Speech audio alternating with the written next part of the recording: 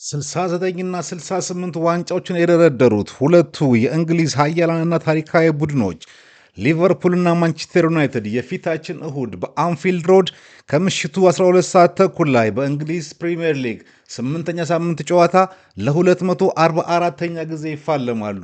ይህንን ጨዋታ የሚዳስስ ፕሮግራም አጠር አድርጌ ይዤላችሁ ቀርቤ ያለው። ላይክ፣ ሼር እና ሰብስክራይብ ማድረጋችሁን አትርሱ።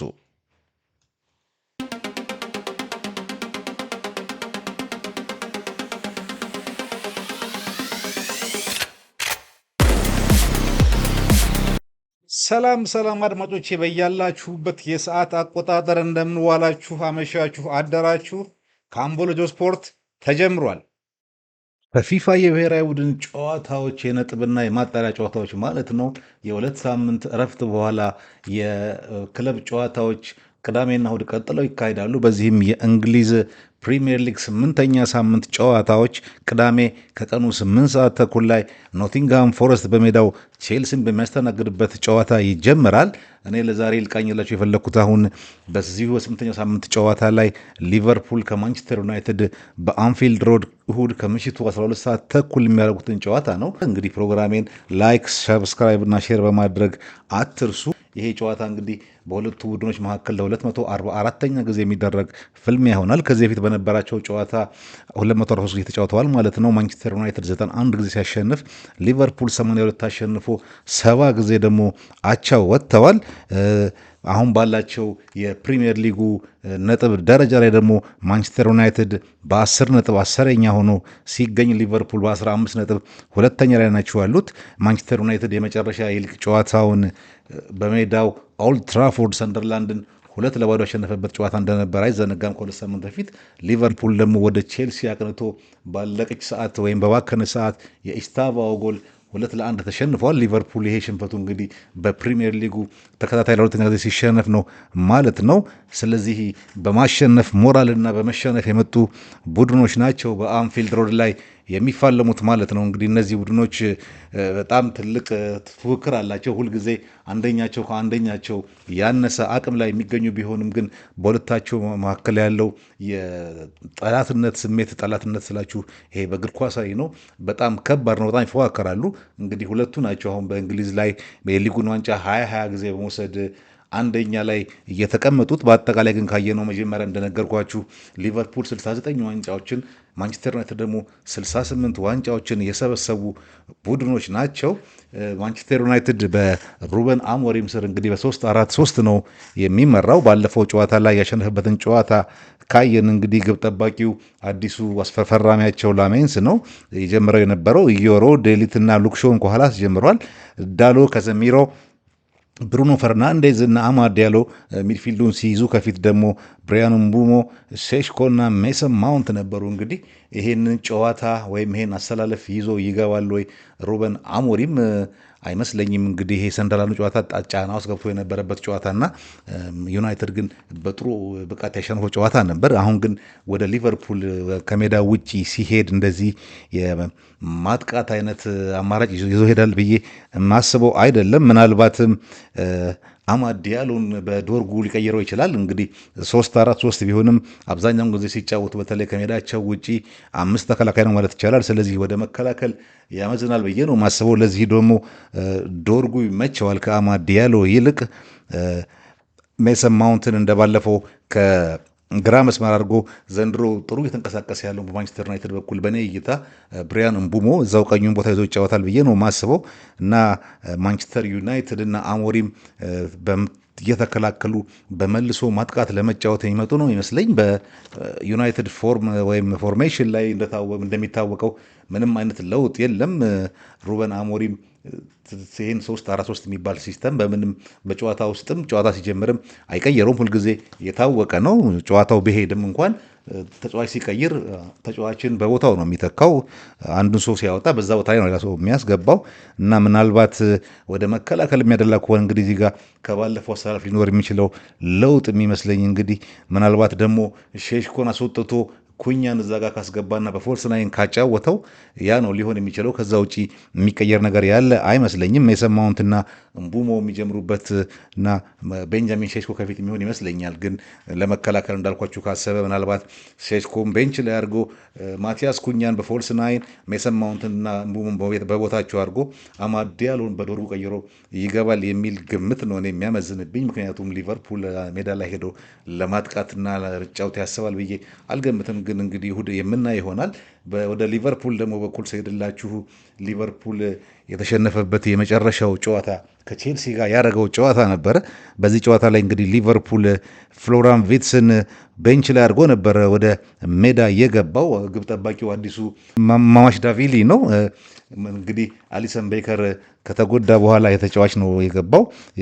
ከርኬዝ፣ ቫንዳይ፣ ኮናቴ እና ብራድሌይ ነበር አድርጎ የጀመረው። መካከል ላይ ደግሞ ማካሊስተር እና ግራቨንበርች፣ ከዛ ኮዲ ጋብኮ፣ ሰቦዝ ላይ ሞሐመድ ሳላህ እና ኢሳቅ ነበር የጀመሩት። እንግዲህ ሊቨርፑል አብዛኛውን ጊዜ 4-2-3-1 ነው የሚጫወተው። ፍሎራን ቪትስን ወደ ተጣዋቂነት አውርዶ የገባው ሊቨርፑል አልቀናውም፣ ተሸንፏል በቼልሲ 2-1። በዚህ ጨዋታ ላይ ግን ይሄንን የሚደግመው አይመስለኝም። ለነገሩ ሊቨርፑል እና አርነ ስሎት ደግሞ የሚታወቁት ፎርሜሽናቸውን በተደጋጋሚ በመቀየር ነው። እንግዲህ ምናልባት አሁን በዚህ ጨዋታ ላይ ኢሳቅ ከፊት ለፊት የሚጀምር ይመስለኛል እና ፍሎራን ቪትስ ወደ ቦታው ይመለስ ይመስለኛል። በግራና በቀኝ በኩል ጋብኮና ሞሐመድ ሳላን አድርጓቸው ግራቨንበርች ተጎድቷል። እንግዲህ በሱ ቦታ ማካሊስተር ሲገባ ከርቲስ ጆንስ ደግሞ ግራቨንበርችን ተክቶ መካከል ሜዳውን ይቆጣጠሩት ይመስለኛል። ከኋላ መስመር ላይ በደንብ እንደ በርንማውዙ አቋሙ በደንብ ያልተስተካከለት ፍሎረን ሚሎስላቭ ከርኬዝ፣ ቨርጂል ቫንዳይክ እና ጆ ጎሜዝ እንዲሁም ሶቦዝ ላይ ወይ ብራድሊ የሚሆኑ ይመስለኛል። እንግዲህ ጆ ጎሜዝም የሚገባው ኢብራሂማ ኮናቴ ነው። ኢቡ ከፈረንሳይ ጋር እንግዲህ በነበረው ጨዋታ ላይ ተጎድቷል። አሁን ግን አጠራጣሪ ነው መግባቱ። ስለዚህ ጆ ጎሜዝን ተክቶ ይገባል ብዬ አስባለሁ። ሊቨርፑሎች ወይም አርነ ስሎት ከቼልሲ ጋር የተሸነፈበትን በተለይ ፍሎራን ቪርትስን ወደ ተጠባባቂ ሜዳ ወደ ተጠባባቂ ወንበር አድርጎ ለመጀመር የሚችል ድፍረት ይኖረው ብዬ አላስብም። እዚህ ጋር ግን የሚያጠራጥረኝ ነገር ሶቦዝ ላይ ምናልባት በቀኝ በኩል የኋላ ተከላካይ አድርጎ ይጀምረዋል። ፍሪምፖንግን ላለማስጀመር ፍሪምፖንግ ብዙ ወደፊት የሄደ የሚጫወት ተጫዋች ስለሆነ እንግዲህ ክፍት ይሆናል ብሎ ያስባል ብዬ ነው ማስበው። አለበለዚያ ፍሎራን ቪርትስን ደግሞ ወደ ተጣባቂ የሚያስቀምጠው ከሆነ ሶቦዝ ላይ ያንን ቦታ ይዝና ኮነር ብራድሌ የኋላ ቀኝ ተከላካዩን ሊይዝ ይችላል። ግን ይሄ የሚሆን አይመስለኝም። ባለፈው ቼልሲ ጨዋታ በኋላ እንግዲህ ኩኩሬላ እንዳለው ይሄንን ቦታ ነው በጣም ስናጠቃ የነበረው። ይሄ ቦታ ክፍተት እንዳለው እናውቃለን። ምክንያቱም መሐመድ ሳላህ የተመለሰ አይከላከልም ብሎ ነበር። ስለዚህ ይሄንን ቦታ ለፍሪምፖንግ ሰጥተውት ፍሪምፖንግ ወደፊት በጣም የሚሄድ ተጫዋች ስለሆነ እንዲጋለጥ የሚፈልጉ አይመስለኝም። እንግዲህ ሊቨርፑል እስካሁን ድረስ 13 ጎል አግብቶ 9 ገብቶበታል። ዘንድሮ በሚገርም ሁኔታ ሊቨርፑል ብዙ ጎሎችን እያስተናገደ ነው።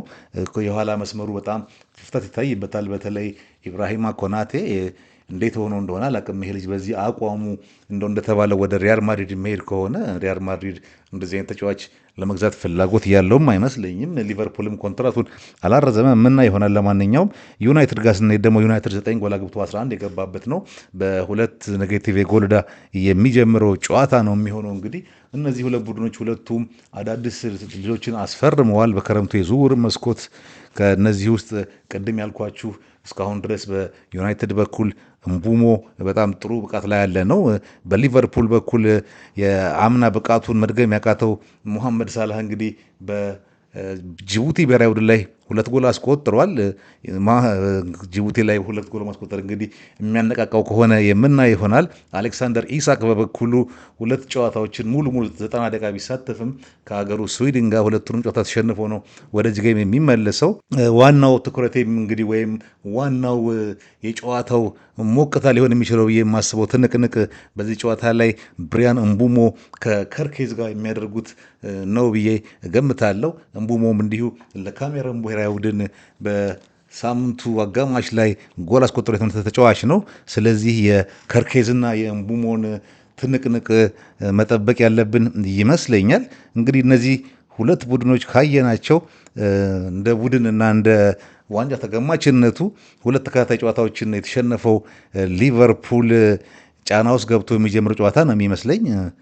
ምክንያቱም በጣም የሚጠበቅ የነበረ ቡድን ነው። ሊቨርፑል ከፕሪሚየር ሊግም በላይ የቻምፒየንስ ሊግን ጭምር ዋንጫ ይወስዳል ተብሎ የሚጠበቅ ቡድን ነው። ግን ሁለት ጨዋታዎችን በፕሪሚየር ሊጉ ተሸንፏል። እንግዲህ በተከታታይ አርነ ስሎት ግን እንደ አሰልጣኝ ጫና ውስጥ ያለ አይመስለኝም። አርነ ስሎት እንግዲህ ባለፈው ዓመት ሳይጠበቅ ዋንጫውን ከወሰደ በኋላ ዘንድሮ ብዙ እንዲጠበቅበት ያደረገው የራሱ ስኬት ያመጣበት መጠበቅ ነው። ግን አርነ ስሎት እንደ አሰልጣኝ ያን ያክል ጫና የሚኖርበት አይመስለኝም። ቡድኑ ግን ከዋንጫ ፉክክሩ አኳያ በጫና የሚጀምረው ይመስለኛል ከማንቸስተር ዩናይትድ በላይ። ማንቸስተር ዩናይትድ ደግሞ እንግዲህ አሁን እንደምናውቀው ወጥ የሆነ አቋም ማሳየት አልቻለም።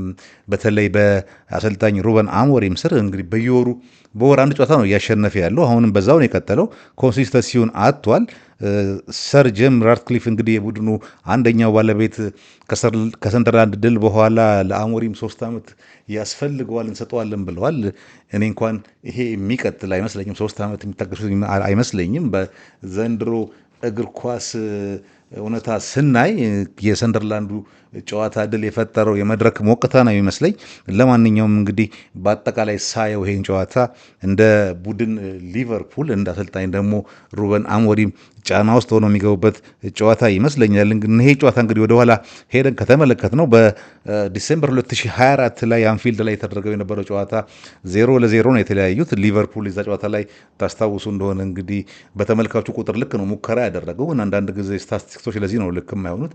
10,000 ሙከራ ብታደርግም ጎል ካላስቆጠርክ የመጨረሻው ስታቲስቲክስ ውጤቱ ነው ነው የምለው ጠቃሚ ስታትስቲክስ። ባለፈው ዓመት ደግሞ እንግዲህ ጃንዋሪ 25 ላይ በበረዶ የተነሳ ይቋርጣል ተብሎ የነበረው ጨዋታ 2-2 ተጠናቆ ነበር። እዚህ ጨዋታ ላይም ሊቨርፑል ከፍተኛ ግምት ነበር የተሰጠው። ግን ማንቸስተር ዩናይትድ በጥሩ ጨዋታ 2-2 አቻ ወጥቶ ነጥብ ይዞ ሄዷል። እንደውም የመጨረሻዋ ደቂቃ ላይ ሃሪ ማጓየር ጎል ማግባት ይችል ነበር። ያው የተከላካይ ነገር ሳይረጋጋ ቀርቶ ወደ ላይ ሰዷት ነው እንጂ የቅርብ ጊዜ ደግሞ ጨዋታዎችን ስንመለከት እንግዲህ የማይረሱ ጨዋታዎች የምላቸው ናቸው። አሁን በቅርብ ጊዜ ካደረጓቸው ጨዋታዎች መካከል እነዚህ ሁለት ቡድኖች በኦክቶበር 2021 ላይ ሊቨርፑል ማንቸስተር ዩናይትድን ኦልትራፎርድ ላይ 5-0 ያሸነፈበት እና በማርች 2023 ላይ ሊቨርፑል በአንፊልድ ሮድ ማንቸስተር ዩናይትድን 7-0 ያሸነፈባቸው ጨዋታዎች በጣም የሚታወሱ ናቸው። ከዚህ በተጨማሪ ደግሞ የመጨረሻው የማይረሳው ጨዋታ ማርች 2024 የተካሄደው የኤፍኤ ካፕ ሩብ ፍጻሜ ነው። አማድ ዲያሎ ባስቆጠራት ጎል ማንቸስተር ዩናይትድ ሊቨርፑልን 4-3 አሸንፎ ከኤፍኤ ካፑ ግማሽ ፍጻሜ ያስቀረበትና በዛውም ሄዶ ዋንጫውን ያነሳበት ጨዋታ ነበር። አማድ ዲያሎ ታስታውሱ እንደሆነ ጊዜ ጨዋታ ላይ የመጨረሻውን ጎል ካስቆጠረ በኋላ ቢጫ እንዳለበት በመርሳት ባለፈው ኤኬቲኬ እንዳደረገው ማሊያውን በማውለቁ ቀይ ካርድ ያየበት ጨዋታ ነበር። ስለዚህ የነገውን ጨዋታ እንግዲህ የእሁዱን ጨዋታ ማለት ነው እንዴት እንደሚሄዱ እናያለን። እነዚህ ቡድኖች እንግዲህ መጀመሪያ መግቢያ ላይ እንደነገርኳችሁ የእንግሊዝ ሀያላን ቡድኖች ናቸው ስል ያለ ምክንያት አይደለም። ትልልቅ ዋንጫዎችን የሰበሰቡ ቡድኖች ናቸው። ሊቨርፑል 69 ዋንጫዎችን፣ ዩናይትድ ደግሞ 68 ዋንጫዎችን በመያዝ በደረጃው ላይ 1-2 ላይ የተቀመጡ በዋንጫ ያሸበረቁ ቡድኖች ናቸው። እንግዲህ በዚህ ጨዋታ ላይ በአጠቃላይ ከማንቸስተር ዩናይትድ ጋር ማለት ነው ሙሐመድ ሳላ 16 ጎሎችን አስቆጥሯል ማንቸስተር ዩናይትድ ላይ። በፕሪሚየር ሊግ ብቻ ደግሞ ካየነው 13 ጎሎችን አስቆጥሯል። ይሄም በዩናይትድ ላይ ብዙ ጎል እያገባ የፕሪሚየር ሊጉ ተጫዋች አድርጓል ሙሐመድ ሳላ። ዘንድሮ እንግዲህ ብቃቱ ጥሩ ባይሆንም ዩናይትድ ላይ ግን የሱን ያክል ጎል ያስቆጠረ የለም። በፕሪሚየር ሊጉ ብቻ 13 ጎል አግብቶባቸዋል። በአጠቃላይ ደግሞ 16 ጎል አግብተዋል። ሪያን ጊግስ ደግሞ በአጠቃላይ በሁሉም ውድድሮች ላይ 48 ጊዜ በፕሪሚየር ሊግ ብቻ ደግሞ 38 ጊዜ በመሰለፍ ብዙ የሊቨርፑልና ማንቸስተር ዩናይትድን እልህ ያለበት ጨዋታ በብዛት የተሰለፈ ተጫዋች ሆኗል። ሪያን ጊግስ 38 ጊዜ ብቻ በፕሪሚየር ሊጉ ላይ ተጫውቷል ማለት ነው። እነዚህ ሁለት ተጫዋቾች ናቸው እዚህ ጨዋታ ላይ ታሪካቸውን ስናይ ተለቅ ያለ ታሪክ ያላቸው። የእሁዱን ጨዋታ ውጤት እንግዲህ እኔ ውጤት የሚጠቅመን ከሆነ ለማየት በዘንድሮ የእንግሊዝ ፕሪሚየር ሊግ የማንቸስተር ዩናይትድ እንግዲህ አሁን ሊቨርፑል ነው የሚሄደው፣ ስለዚህ ከሜዳ ውጭ ነው የሚጫወተው ማለት ነው። የዩናይትድን የዘንድሮ የሜዳ ውጭ ሪከርድ ብንመለከት 3 ጨዋታ ተጫውቷል፣ ምንም አላሸነፈም፣ አንድ አቻ ተለያይቷል ከፉልሃም ጋር። 2 ተሸንፏል በሲቲ እና በብሬንትፎርድ ማለት ነው። ስለዚህ ማንቸስተር ዩናይትድ ከሜዳው ውጪ ጥሩ አይደለም ማለት ነው። ይሄ መረጃ እንደሚያሳየን ከሆነ ሊቨርፑል ደግሞ የሚጫወተው በሜዳው እንደመሆኑ መጠን በሜዳው ላይ ያለውን የዘንድሮ አቋም ለማየት ነው የሞከርኩት። ሊቨርፑል 3 ተጫውቷል፣ 3ቱንም አሸንፏል። በርንመዝ፣ አርሰናልና ኤቨርተን ማለት ነው። ስለዚህ በሜዳው ላይ ሙሉ 100% የማሸነፍ ሪከርድ ያለውና ከሜዳው ውጪ እንግዲህ ከ3 ጨዋታ 1 ነጥብ ብቻ ያገኘው ማንቸስተር ዩናይትድ ናቸው የሚጫወቱት። ይህንን በግንዛቤ ውስጥ በማስገባት እንግዲህ የእሁዱ ጨዋታ ውጤት ምን ይሆናል ብላችሁ ታስባላችሁ? ሀሳብ አስተያየታችሁን በኮሜንት ሴክሽን ላይ ጻፉልኝ። ለዛሬ ያስኩላችሁ አጭር ፕሮግራም ይሄ ነበረ። በሌላ ዘገባ እስክንገናኝ ድረስ ነገ ወይም ከነገ ወዲያ ሰላማችሁ ይብዛልኝ። ቻው